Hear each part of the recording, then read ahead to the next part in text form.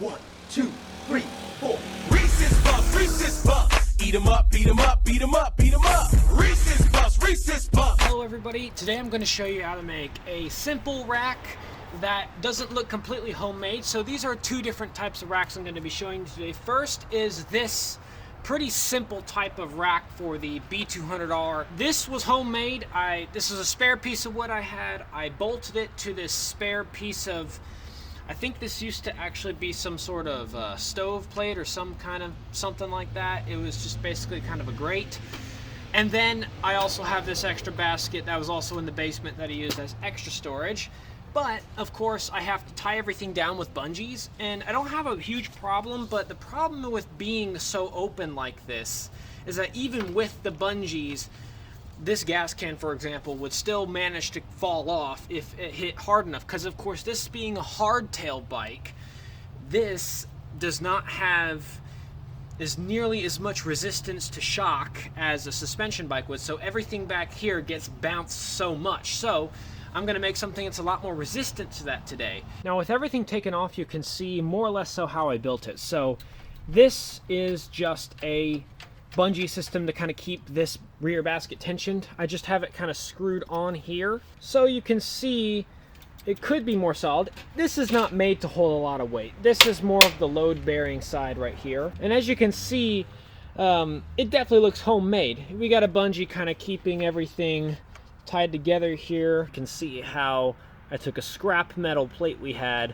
that I cut and bolted it with some custom-made drill holes to the wood. So let's take this off and put a better system on, as I want it to be a lot more reliable for adventure riding, as well as actually being useful to carry stuff without me necessarily having to worry about it all falling off. So I got this at Tractor Supply. Oh, that's a paper sticker. No, that's messed up. Anyway, I'll just tear it off. I don't know. I'll get the rest off at some point. This is just a milk crate that I got from Tractor Supply in the feed section. It'll definitely hold more things, and that'll be nice. I also got some U-bolts for it. I got 3 of these guys. I just kind of guesstimated the size, but yeah, these are 1/4 by 1 3/4 inch U-bolts, as far as it tells me. And we're just gonna simply get these guys on there. So we're gonna start out pretty simple here. We're gonna get it pretty centered up right here. It looks like we have this line right here centered up with each end of the rail. So we're gonna go from there. I'm gonna get it nice and wide here. We're just gonna start with something simple right now. And you don't necessarily have to do this with U-bolts, but I find that this is a nice, simple, straightforward way.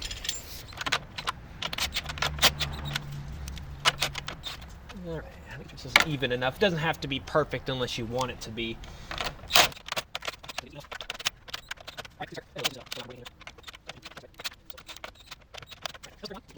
I'm just going to do that for right now. Just kind of poke it through this.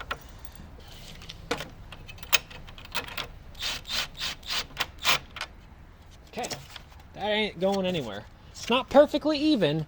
And you do have bolts sticking up. You can either trim them, or you can put a floor in here, which actually might not be a bad idea, because then you wouldn't have anything that might be small enough to fall through there. So we're also going to mount a little, technically, ammo box to this side right here, and then mount the bag to the other side. So you can get these at Harbor Freight or practically anywhere else. They sell these generic plastic ammo cans at a lot of places. I got this actually from a military surplus store.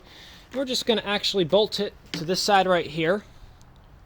We could do it to the back, but I actually want to do it to this side because I'm going to put that little camera bag on the other side, so it'll be a little more balanced, I'd say. I'm just going to make sure this is centered up. I had this plate, or actually no, I bought this plate with everything else, including the basket. So for the bolts, I just got some lock washers and these 1 inch 1/4 inch bolts. These will go from the inside out, but I'm actually thinking they could go from the outside in, but either way it would work. This isn't supposed to hold a lot of weight. I think you can do this differently. Probably step this up if it's not, but it's just plastic. Yeah. Super easy.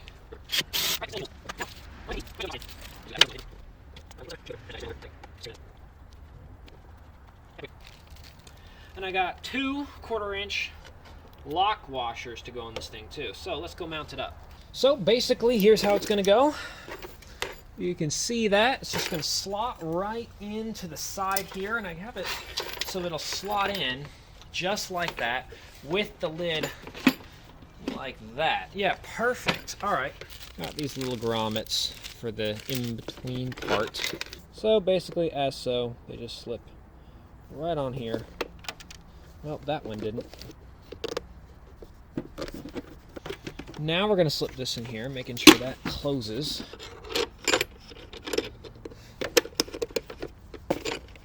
It's not perfectly aligned, but yeah, that's going to work. These also are 12 millimeter.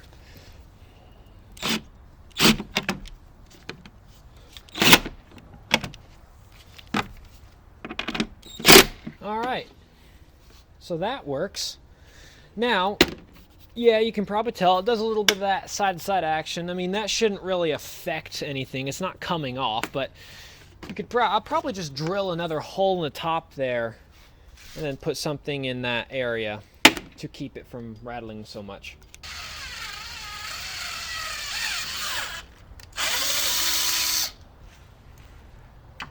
Perfect, perfect, perfect, perfect.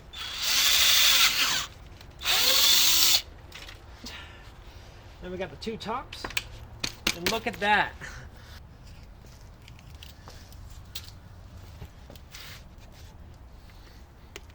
And throw this in there.